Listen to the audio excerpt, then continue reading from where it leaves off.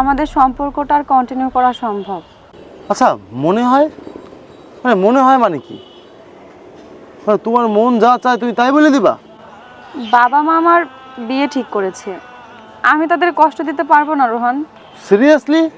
তুমি তাদের কষ্ট দিতে পারবা না, আর তুমি আমাকে শেষ করে দিতে যাচ্ছ?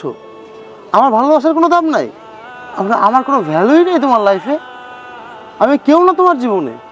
আমি তোমাকে অনেক ভালোবাসি, কিন্তু আমার বাবা মা, তারা আমাকে জন্ম না দিলে আজ আমি এখানে থাকতে পারতাম না। তারাই আমাকে পৃথিবীর আলো দেখিয়েছে, তাদের মনে আমি কিভাবে কষ্ট দিই?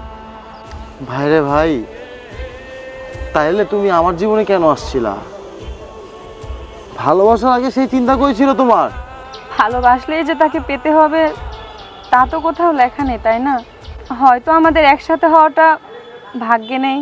তোমার এটা আগে বোঝা উচিত ছিল। দেখো,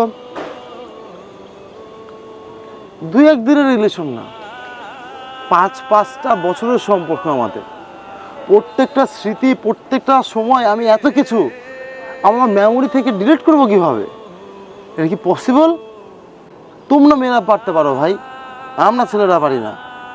তোমরা অতি সহজেই একটা ছেলেরা ভুলে যে আর একটা প্রিয় বসতে পারো, আমরা পারি না।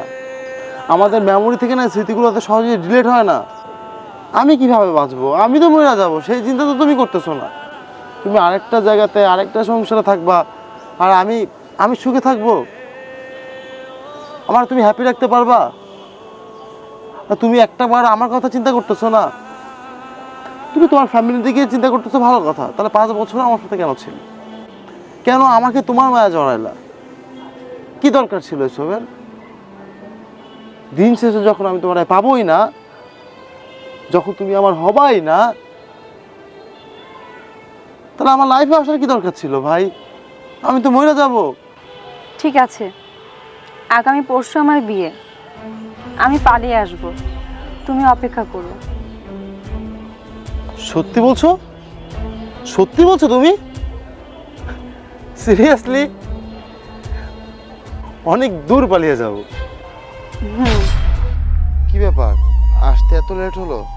আচ্ছা ঠিক আছে, যাই হোক, চলো আজ আমরা অনেক দূর পালিয়ে যাব, যেখানে আমাদের কেউ খুঁজে পাবে না। ট্রেন আসলে আমরা উঠে পড়বো। চলো তো, চলো। কি হলো, যাবা না তুমি?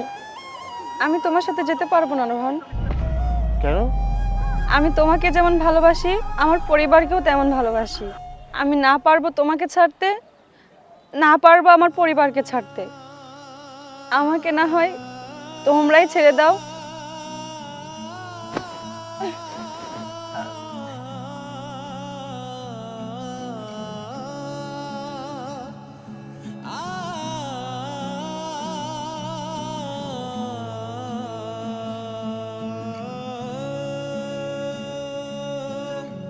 কত ঝড় শুয়ে মাটি যে পাথর হয়, সেই পাথর চিরে